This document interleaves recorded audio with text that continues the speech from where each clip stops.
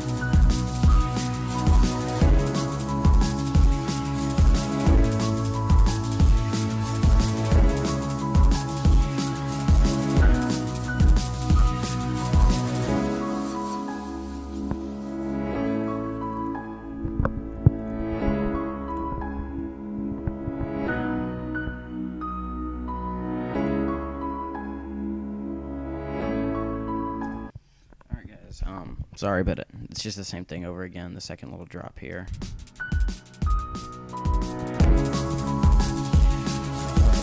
I just didn't want to really listen to it again. I mean, if you guys want to listen to it, just go check out go look at my channel. I have plenty of things up. I mean, I'm probably gonna release this one. Actually, I'm definitely because I'm pretty happy with it. But so basically, we're just gonna dissect this track here.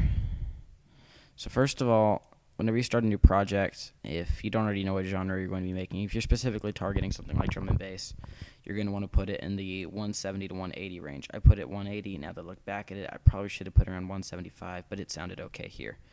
You'll see a lot of people like Netsky, almost all of his stuff is 175, and it sounds like amazing. But we're just going to dissect different parts. We're going to start out with the intro first. You'll hear here, I've got this, here. But you're going to hear, I have this piano here playing the melody. As you can see, that there sounds fine. Pianos always sound great, but the only thing I felt like it was decaying too much, and the next note would come too suddenly, which is, of course, the nature of the piano. I almost don't want to sound like a piano, but I didn't want it to be so sharp, so I want it to be more soft and ambient. So what I did is I got these chords right here, and I put them in reverse, these little chords right here. Yeah, I got these, and I put them, first of all, I just played them in the opposite order, so it's this way, it's like this way instead of that way.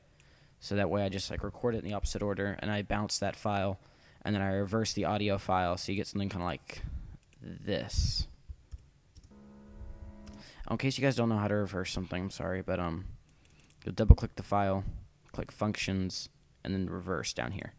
It's pretty easy. It's a really nice function, but this is what it sounds like.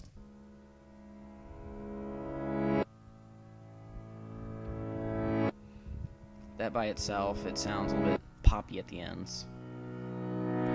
But coupled with the actual piano chords, you get something kind of like this. It reminds me of Cascade song Eyes, where the piano kind of leads into the next chord. Kind of sounds like this.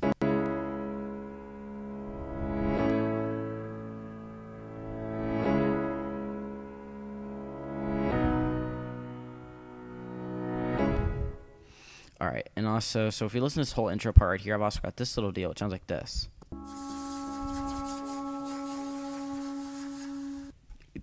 It's a really ambient kind of atmospheric effect.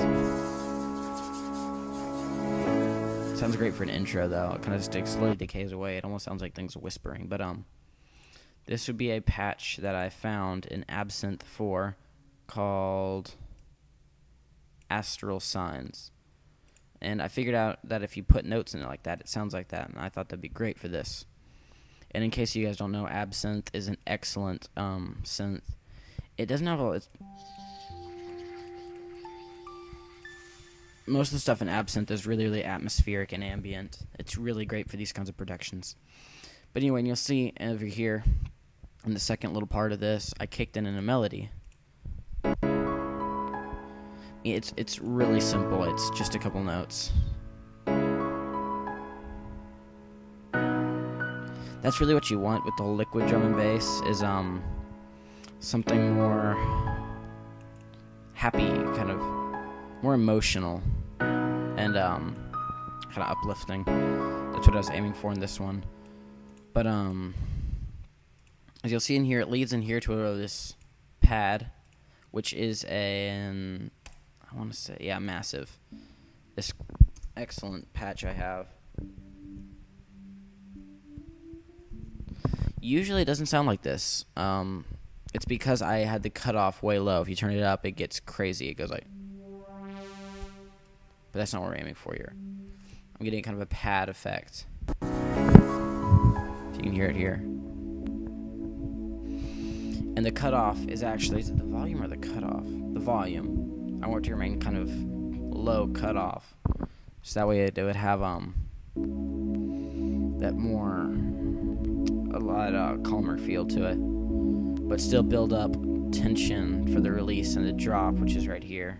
If you can even call it much of a drop. I mean, I guess it's considered a drop, but with the whole liquid thing, it's not like a dubstep drop where it's all like... It's more kind of relaxing, and the bass kind of just kicks in. Everything kind of picks up a little bit. Like the drums and stuff. Like what I did here, actually, is I already have this drum pattern. These are actually Vengeance samples. These kick and drum, all these samples actually are... These are from the Vengeance Essential House Volume 2. They say they're house packs, but they work great for just about anything. That's what I find. But, and then I added some cymbals. Okay, we're going to go into the construction of the beat real quick. But, basically, you'll hear this general progression with the kick and snare. Sometimes you hear it more like boo boo ka, boo ka, boo boo ka, boo ka. But it's generally this kind of pattern. There's almost always the kicks and snares hitting on those beats. Sometimes you'll see some variations in that. I noticed in some of Netsky's stuff he does like boo ka, boo ka, boo ka, boo ka, boo ka, boo ka. But I just went simple with this one for instruction's sake.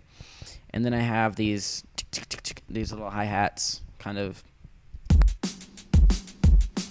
If you were to put this by itself, it would sound really stupid. That's why I put the second cymbals in here, which are a little bit sharper hitting cymbals. They sound a little bit like this.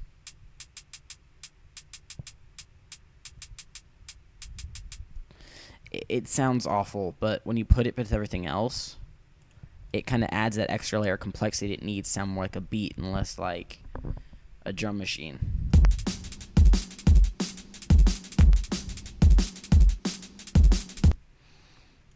You can see how that works. But so what I let also kick in, so before the drop right here, you'll see I put another one of these one of those things in, and then I got the beat right here. That's what I was about to tell you. I'm sorry, but I grabbed a chunk of this beat and I bounced it. So when I did that is when I bounced it, it made it so that I had just this.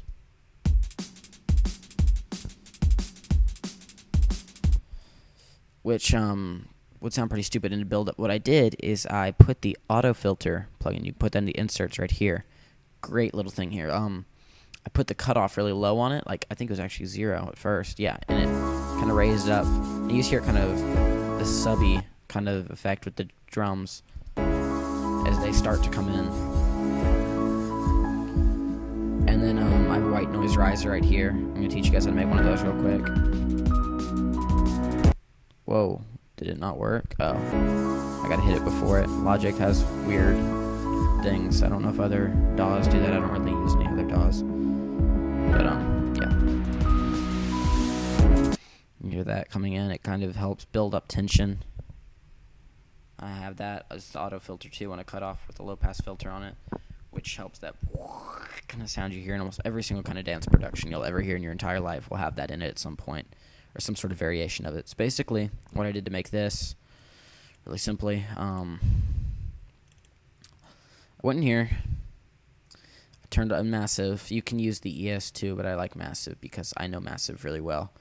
I turned off everything except for the noise oscillator, which I turned the amp and the color all the way up. And that by itself sounds like this. Quite horrendous, but what you do is you put an auto filter on it. I'll show you. And then, look.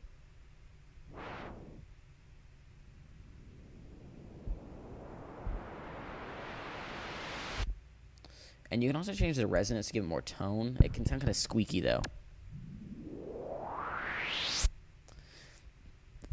I hear that be better with like house and stuff. Because I like, with this feel, I like it not being as, more kind of, sorry for my horrible impersonations of electronic music. The first thing you're probably going to notice whenever the drop comes in though, this is like a really important part in this kind of production, is the beat kicks in, which I did right here. I just dropped the beat in. And then not much else changes, and also the bass kicks in. Bass, bass, bass, bass, bass. It follows the general progression of the song. I mean, like, melody-wise. I mean,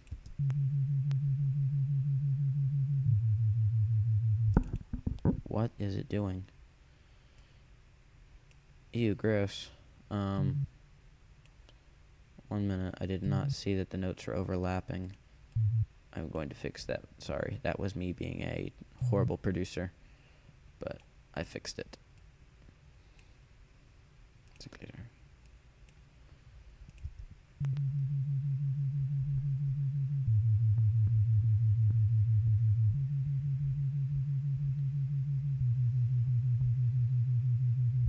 It's a really, really subby bass. I actually had to put a compressor on it to get it a little bit louder because it would not get any louder. And I EQ'd this crap out of this thing to remove a lot of the actual tone and boost the lows. That's better.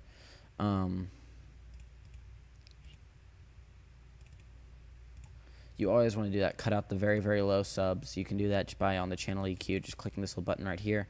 Because the really, really low subs, they just sound all muddy and gross. But you want to do that on anything that has a lot of bass to it. But yeah. So what this is just a pretty simple sub bass. It's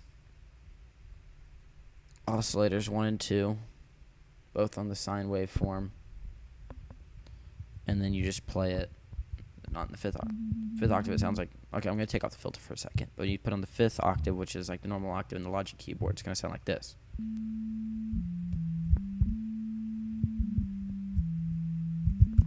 Well, that sounds awful. If you go an octave lower though, you do a nice subby sound to it. What is it doing? You want to take out the high shelf in the EQ just so it doesn't have popping sounds at the beginning. But I put the low pass filter on because that way I can put a little LFO on it and I can get a little bit of a wobble effect.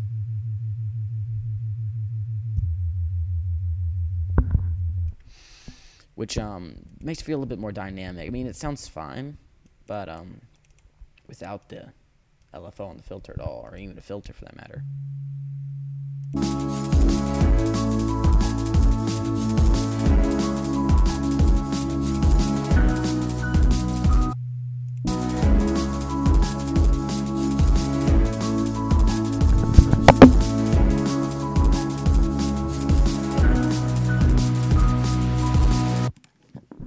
Yeah, but that's it without the filter. But basically, with the filter, gives it that little wobbly sound, like makes it feel just a little bit more dynamic to me. Adds a little extra layer of complexity to drum and bass, which is, I think it sounds really cool. But all right, moving on. I've been spending way too much time doing this. The white noise riser in the ES2. I would want to go over that right now, but I'm not going to. I'm going to go ahead and assume you just have massive, because I'm a lazy little screw up who does not want to teach you how to do this. So basically, over here I have another white noise build. I just repeated this pattern again from the first section of the drop with a white noise build up coming up again. Except this time I added these 2 synths in whenever the white noise was done.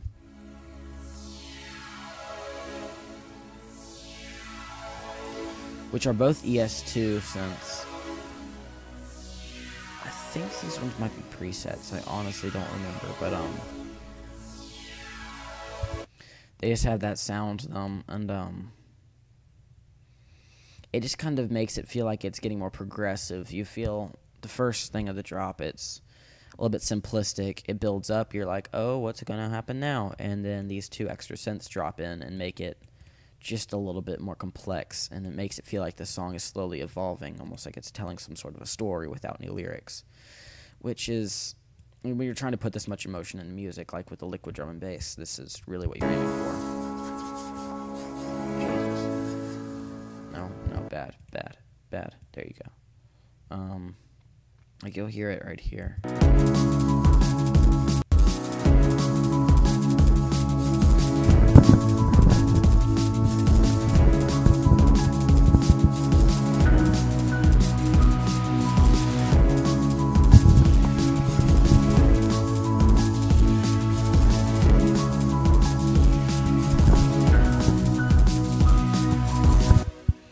Adds that extra level of complexity. And also, I'm so sorry, but this Astral Signs thing started kicking in with the melody during the drop. I forgot to mention that. I'm very sorry. But yeah, these 2 kick in, add that extra little progression. It kind of carries on for a little bit more, so you get into the tune. You're feeling, oh yeah, I get this now. Like I said, you'll see a lot of big name drum and bass producers do this. You'll get into the tune, start just getting used to the feeling of it. Back in. This is a horrible transition. I need to work on it, but slips back into something similar to the intro. It usually is the intro, but once it gets back to this little intro portion, it's going to repeat this a couple times before coming back into a build-up, which I'm doing here, which we've already been over. I'm not going to repeat it, and then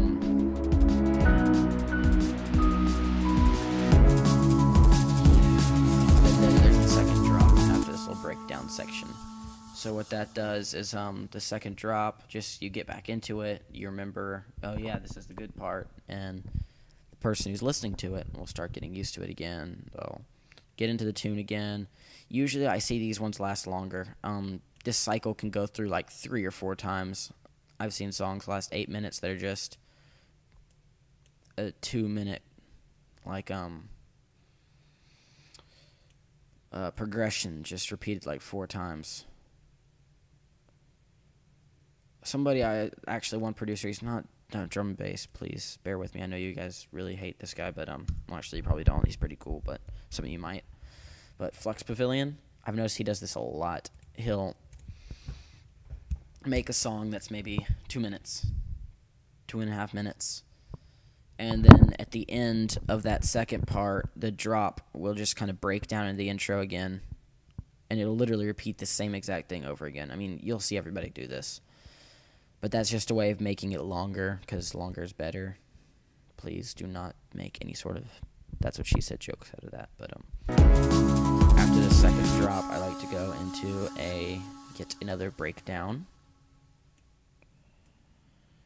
Wubbity wub over here.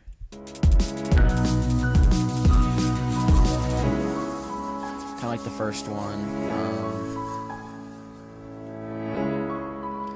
Just the calm part coming down. What I did is I kind of make it so it has more feeling kind of like it's dying out, though.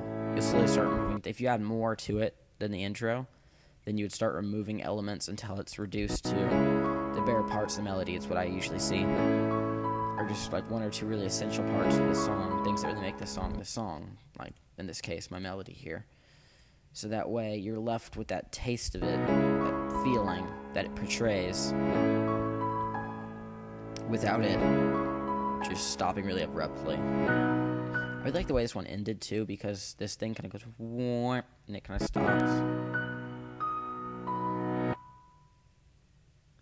Like, it feels a little bit abrupt, but it ended itself well. And also, what I did here, because Logic is stupid and I don't know any other way to do it, please tell me if you know how.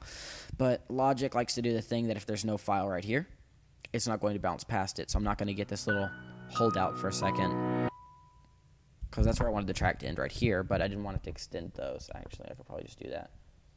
But, I'm an idiot. Usually what I do is just have something out there that's working, and then...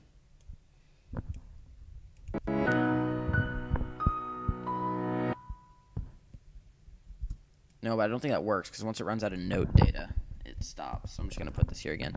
This is just white noise build, but the cutoff's in 0. So it doesn't make any sound, but Logic reads this as a sound, and it exports this part too, even though it's not actually doing anything. But yeah, I'm not going to go into mastering and things like that, because there's plenty of videos on this. It's decently, it just takes a little bit to learn. But yeah, once you get this down, I mean, so think about it, just melody, really ambient, build up, relax, drop, add some bass, slowly evolve into some more pads and whatnot, and then go back into a little breakdown with the intro again, build up again, drop again, repeat as necessary, and then eventually break down into an intro that fades away, stripping itself to the bare essentials of the song until it is no more. It's just like something in, like, this is just my melody playing at this point in time. But once that's there, like once this is there, then you just kind of let it die out, and that's basically the end of the track. So yeah, this is actually my first time making a liquid drum and bass track. I know, don't make fun of me, but yeah, this is my first time trying to make liquid drum and bass. I've tried to make drum and bass in the past, which is that project I posted a preview of. Let me save this real quick, because this is sexy.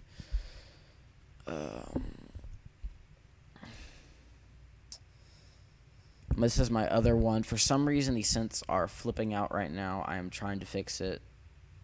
Please ignore the awful drop. But, actually, I think I just have... Do I just have the file that's not really screwy? Yeah.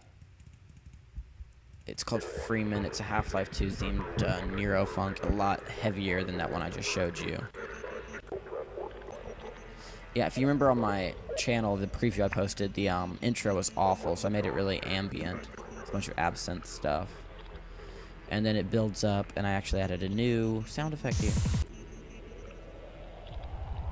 Oh, it's not going to play because it's not in here.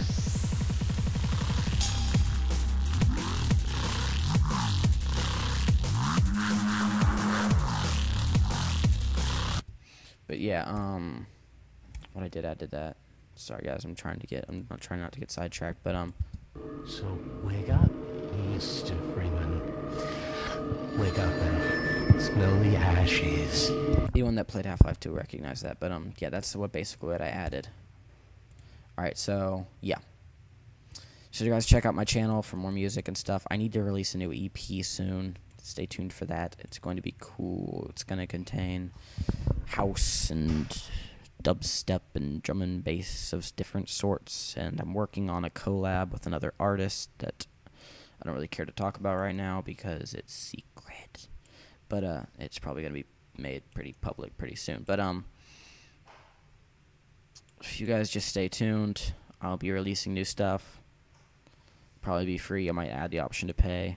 Actually, what I was thinking about doing is making it so like you can buy it, and then if you do buy it, what I'm thinking about doing is making an EP so that it's free.